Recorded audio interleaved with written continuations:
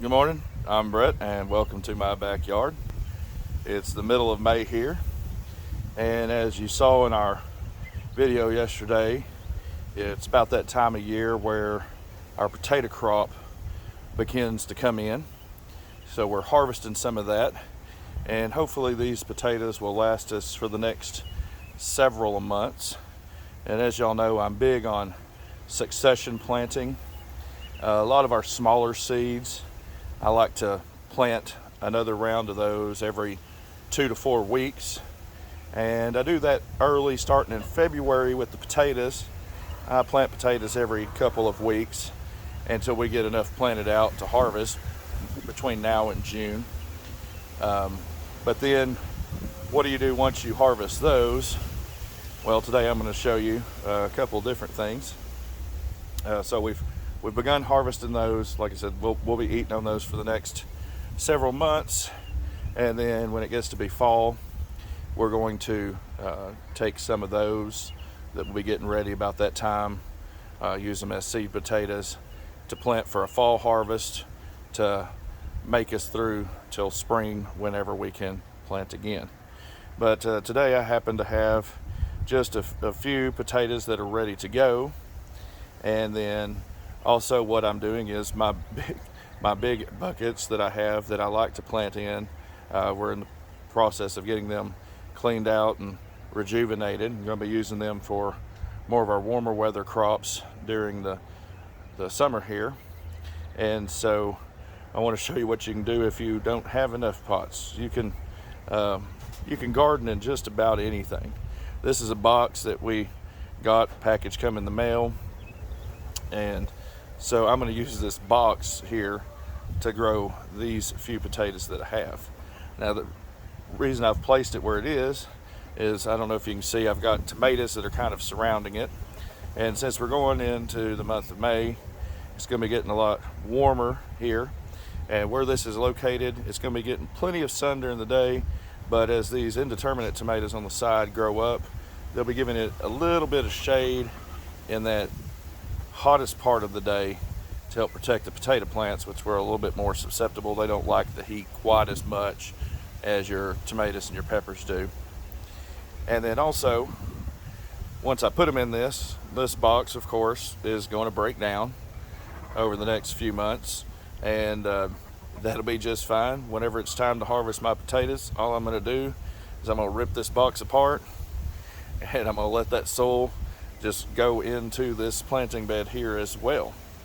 Another thing is that these roots of these potatoes, they're going to, I put about maybe 3 inches of potting soil in here to start with, but if these potato roots want to go deeper, they can just go right through the bottom of this box into that planting bed and get a little deeper if they want to.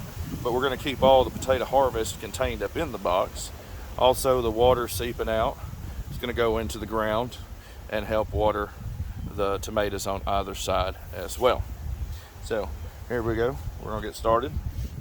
I've got just a few of these, and you'll notice you'll want your potatoes to be good and sprouting before you put them out. Now, some people may take and they may cut sections off. You may come across here and come across here and try to get a few different sections of this potato. Now, if you don't have many potatoes to plant, that's a good idea, especially in the spring. I do recommend that if you do that, you let them dry at least 3 days, because when you first cut a potato, it's going to be very wet on the ends. The likelihood of it breaking down into the ground and deteriorating before it ever grows a plant is very high. If you let it dry for a few days to start with, it'll get this leathery feel to it, and it'll resist a lot more of the things that are in the soil and the moisture as the potato begins to grow. And so I use whole potatoes. It's just easier, saves time. I have plenty of them. We save back enough to plant the next crop with. And so I have a few of these. We're just going to put them in here. Make sure that they're pointed up as much as you can here. When you put them in. Just gonna space them out.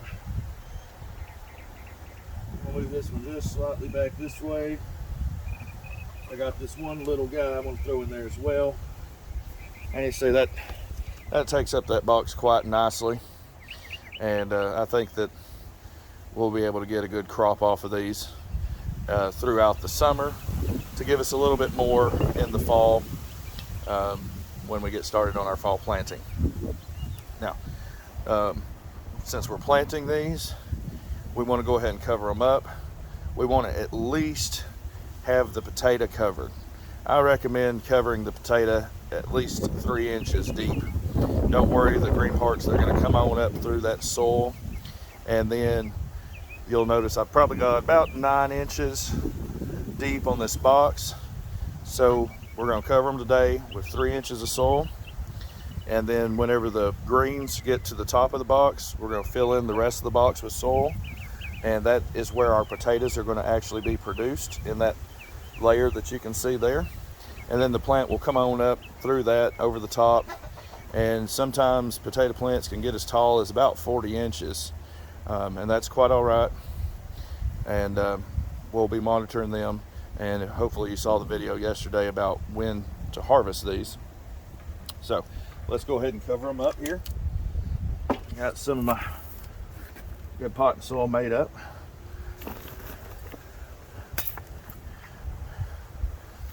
I always try to cover it right over the potato first before I fill the rest of the box. This will just keep them from rolling around a little bit. And then now, once they're covered up there, I can just dump the rest of this in. And I may have to get just a little bit more dirt. We've got it covered there, but like I mentioned, I'm going to try to get it about 3 inches deep. So we're going to give it just a little bit more dirt on top of that to get started. That way, there we go, nice and covered. Sun can't get to them, dry them out. And since the sun is coming out, we're going to go ahead and give them a good watering to get them going. I recommend watering your potatoes 1 to 2 inches a week, especially this time of year. You can probably give it a good drink twice a week.